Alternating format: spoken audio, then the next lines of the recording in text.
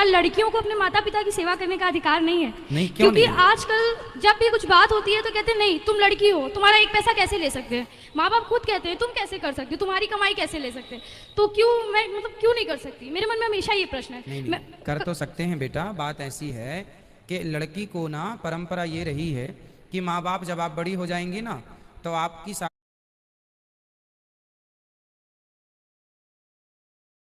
शादी होगी, उस शादी में मंडप के नीचे आपका दान करते हैं माता पिता, जिसे कन्यादान कहते हैं। तो जिसको दान कर दिया, अब ये वस्तु आपने हमें दान कर दी, तो दान करने के बाद अब इससे आप क्या लेंगे?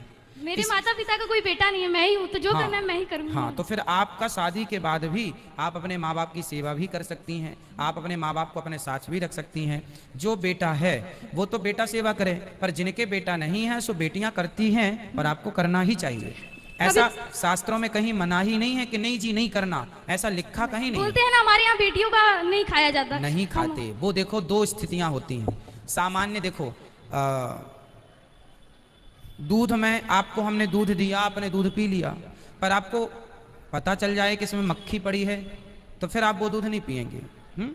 तो जानकर तो मक्खी नहीं निकली जाती, परंतु अब ये बताइए कि आपके पास कोई ऑप्शन नहीं है, भूख से मर रहे हैं और आपके सामने एक गिलास दूध रखा है और उसमें 4-6 मक्खियां पड़ी हैं और अब प्राणों की पड़ी है, तो क्या करेंगे आप? उस सिचुएशन में, उस स्थिति में आप मक्खियां निकाल के दूध पिएंगे, क्योंकि वो स्थिति अलग है। उसी प्रकार जिनके बेटा हैं सो बेटा सेवा करे, पर बेटा नहीं है तो फिर मजबूरी में बेटी करे। ये बात आप मेरे माता पिता को समझा दीजिए। दोष नहीं है, वो मेरा एक पैसा नहीं लेना चाहते। मैं अभी आई हूँ वृंदावन। हाँ, वो अभी नहीं लेना चाहते, वो अभी नहीं लेना चाहते, उनकी समझदारी है। अभी आप कमाओ, अपने पास रखो, अभी वो समर्थ है ना, उनके हाथ पांव चल रहे हैं। लेकिन मेरी इच्छा है ना, आपकी तरह बनने की इच्छा है, लेकिन मैं लड़की हूँ इसलिए नहीं बन सकती। ना ना, ऐसा नहीं, ये मेरी प्रॉब्लम। लड़की और लड़का में कोई छोटा बड़ा नहीं है ना। ईश्वर ने बैलेंस बना के रखा है।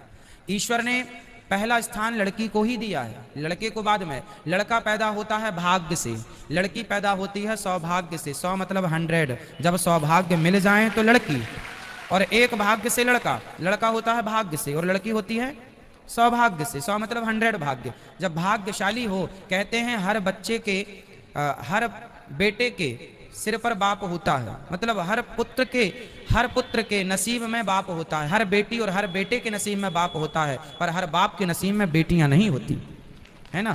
बेटे तो बहुत बापों के हैं पर बेटियां नहीं हैं, इसलिए अंतर तो विशेष नहीं है। पर फिर भी ये बात आप मेरी मम्मी से एक बार कह दीजिए कि वो सुन ही रही हैं आपकी माँ।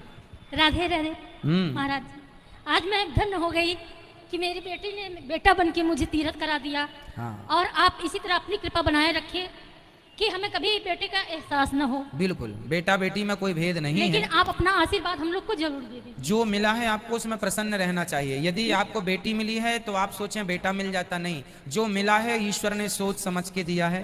बेटियां इतिहास रच, जो काम बेटियां कर जाती हैं वो बेटे नहीं कर पाते। कहते हैं बेटा एक ही कुल को तारता है, बेटियां 2-2 कुलों को तार देती हैं। एक बेटी ही है, सुनो, एक बेटे को केवल अपने बाप का, अपने पूर्वजों का पिंडदान करने का अधिकार होता है, पर एक बेटी ही ऐसी है जिसको बाप पक्ष का और ससुर पक्ष का भी पिंडदान करने का अधिकार है। यदि पति ना रहे, किसी का कोई ना बचा हो वंश में, वो केवल एक महिला बची हो, तो वो स्त्री अपने बाप का पिंडदान भी कर सकती है और अपने आने ससुर का पिंडदान भी कर सकती है। तो स्त्री को शास्त्र 2 अधिकार देते हैं, पुरुष को एक ही अधिकार है। तो पुरुष से स्त्री का स्थान ऊंचा है, इसलिए पहली वंदना स्त्री की होती है। सीता राम, राम बाद में आए, सीता जी का नाम पहले है, सीता राम। राधे श्याम, श्याम बाद में, श्याम दूसरे नंबर पर, राधा 1 नंबर पर है। गौरी शंकर, गौरी पहले नंबर पर, शंकर। हमारे भारत में, हमारी संस्कृति में नारी का स्थान सबसे ऊंचा है, इसलिए सीताराम कहा जाता है, राम सीता नहीं कहा जाता। राधे कृष्ण कहा जाता है, कृष्ण राधे नहीं कहा जाता। खुश रहिए। राधे राधे गुरुदेव। हाँ जी गुरुदेव, मेरा प्रश्न ये है कि आपने जब गुरु दीक्षा दी थी तो आपने बताया था कि जो हमारी स्त्री संप्रदाय में तिलक होते वो पुरुष वैसे लगाते हैं जैसे आपने लगाया है, और स्त्री वी शेप का बना के लगाती हैं। तो गुरुजी, मैंने जो तिलक लगाया तो क्या वो अनुचित है? हमने तो देखा ही, अब दिख ही नहीं रहा है हमको आपका तिलक। हाँ, आपने भी पूरा खड़ा यहाँ तक लगाया है।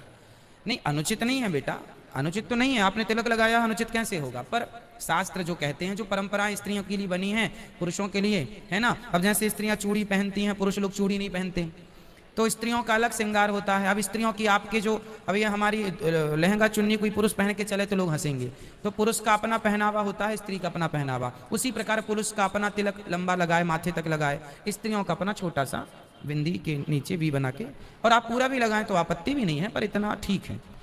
गुरुदेव, जब हम लोग मूल मंत्र का जाप करते हैं तो उसमें 108 मोती होने चाहिए माला में। तो गुरुदेव मैंने देखा है कि लोग छोटे छोटे माला हाथ में डाले रहते हैं, उससे जाप करते हैं, तो उससे कैसे करते हैं? इसको बोलते हैं सुमरणी। इसमें होते हैं 27 मोती, 27 चौके 108 होता है। जब इसको ये क्या है, सहज में छोटा है ना, हाथ में डाली रहेंगे, चलते फिरते समय मिल गया तो जप लिया, अपना 4 बार जप लिया तो 108 हो गया। बड़ा माला लंबा होता है, रखने में भी असुविधा हो जाती है कई बार, इसलिए छोटा माला सुमरणी भी आप बड़ा माला 108 का लें या सुमरणी लिए रहें, इसी से जप करें, आपत्ति नहीं है। ये 4 बार करेंगे तो 108 होगा, वो एक बार में 108 होगा। तो गुरुदेव जब इसका मन का आ जाएगा तो माला पलट जाएगी। एक बार ये देखिए, यहाँ से ये आ गया मन का, ये सुमेरु, तो ये माला पलट जाएगी। ये देखो ऐसे पलट जाती है, ऐसे माला चलती है। बीच की उंगली माला को खिसकाती है, अंगुष्ठा अनामिका माला को पकड़ती है, मध्यमा बीच की उंगली माला को खिसकाती है। एक माला पूरा होने पर ये पूरा हो गया, ये पलट जाएगी, ये पलट गई, ये दूसरी माला स्टार्ट हो गई। कहा जाता है कि सुमेरु को पार नहीं किया जाता है ना, मर्यादा को नहीं लांघा जाता। ये एक माला पूरा होने पर ये पलट जाता है, ये पलट गया। ये अभ्यास से बहुत जल्दी आ जाता है।